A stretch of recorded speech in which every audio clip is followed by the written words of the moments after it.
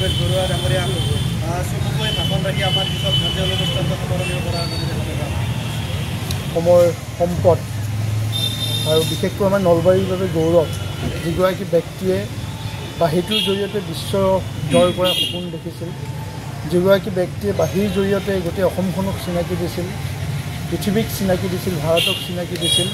দীপক শৰ্মাদেৱ যোৱাকালি আমাৰ মাজৰ পৰা তেখেতে মৃত্যুবৰণ কৰিলে। আমি সদৌ অসম ছাত্ৰ সন্থা, সদৌ নলবাৰী জিলা ছাত্ৰ সন্থাই তেখেতলৈ গভীৰ শ্ৰদ্ধাঞ্জলি নিবেদিছোঁ।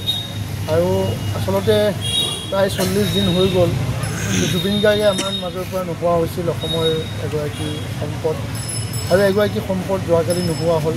দীপক শৰ্মাই দেৱে তেখেতৰ যিটো কৰ্মৰাজি, তেখেতৰ যিটো সৃষ্টিৰাজি যুগে যুগে নতুন প্ৰজন্মৰ সদায় মনত ৰাখি যাব। তেখেতৰ বাঁহীৰ সুৰেৰে অসমৰ মানুহক জনতাৰ হৃদয়ত তেওঁ নিজক অন্তৰত ৰাখিবলৈ তেওঁ সক্ষম হৈছিল। যিগৰাকী ব্যক্তিয়ে অকল মাত্ৰ বাঁহীৰ জৰিয়তে তেখেতৰ যিটো সক্ষম হৈছিল, যিগৰাকী ব্যক্তিয়ে অকল মাত্ৰ বাঁহীৰ জৰিয়তে তেখেতৰ যিটো সদৌ নলবাৰী জিলা ছাত্ৰ সন্থাই শ্বহীদ ভৱন বাকৰিত আন্তঃৰাষ্ট্ৰীয় খ্যাতিসম্পন্ন বাঁহীবাদক আমাৰ আটাইৰে শ্ৰদ্ধাৰ নলবাৰীৰ সুসন্তান দীপক শৰ্মাদেৱৰ যি যোৱাকালি তেখেতে আমাৰ মাজৰ পৰা গুচি গ'ল। তেখেতৰ পবিত্ৰ আত্মাৰ শ্ৰদ্ধা জনাই আত্মাৰ প্ৰতি আমি শ্ৰদ্ধাঞ্জলি অনুষ্ঠানৰ আয়োজন কৰিছোঁ। এগৰাকী মহান শিল্পী তথা বাঁহীবাদকে বাঁহীৰ জৰিয়তে সমগ্ৰ অসমক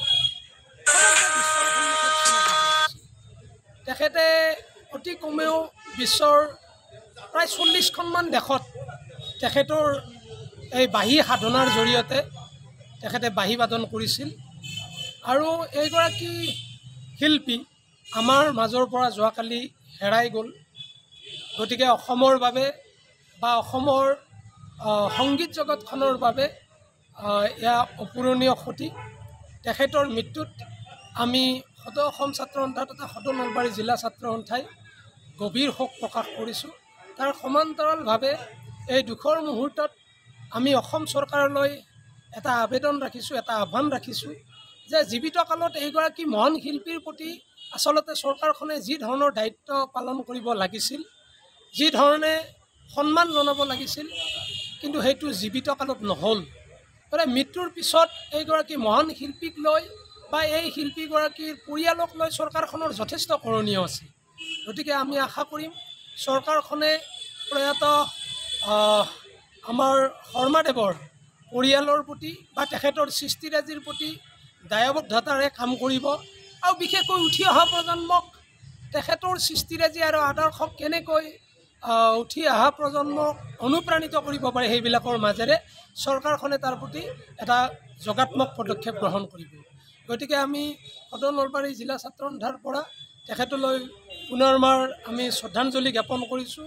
শোকসন্তপ্ত পৰিয়ালবৰ্গলৈ আমি গভীৰ সমবেদনা জ্ঞাপন কৰিছোঁ আৰু আমি কোৱা কথাখিনি অসম চৰকাৰে নিষ্ঠাৰে পালন কৰিব বুলি আমি আজিৰে শোকৰ মুহূৰ্তত আমি আশা ৰাখিছোঁ।